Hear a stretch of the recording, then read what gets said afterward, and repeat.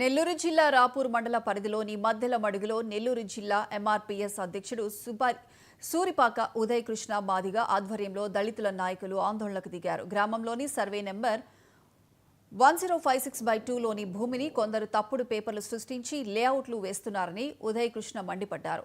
వీరికి అధికార పార్టీ నేతల మద్దతు ఉందని వెల్లడించారు. ఆ భూమిని ఇల్లు లేని నిరుపేదలైన ఎస్సీ ఎస్టీలకు ఇవ్వాలని ఉదయ్ కృష్ణ మాదిగ డిమాండ్ చేశారు.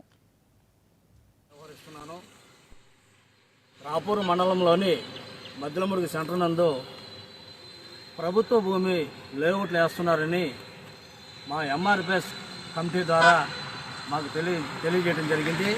తద్వారా అది మన జిల్లా నాయకత్వం దృష్టికి తీసుకెళ్లడం జరిగింది. జిల్లా నాయకత్వం దీన్ని ఎంఆర్ఓ ఆఫీస్లో సమాచార చట్టం కింద అడగడం జరిగింది. అడిగిన తర్వాత దాదాపు 3 నెలల తర్వాత ఇప్పుడు సమాచార చట్టం నుంచి కాపీ ఇవ్వడం జరిగింది. ఈ కాపీ కూడా ప్రభుత్వ భూమిని ఇచ్చారు. కొంతమంది ప్రభుత్వ భూమి జొన్న వెంగమాంబ పేరు మీద దీన్ని ఆక్యుపై చేసుకోవడం జరిగిందని చెప్పేసి మాకు సమాచారం ఇచ్చారు. కాబట్టి ఇప్పటికైనా అధికారులు దీన్ని గుర్తించి ఇది ప్రభుత్వ భూమిగా గుర్తించి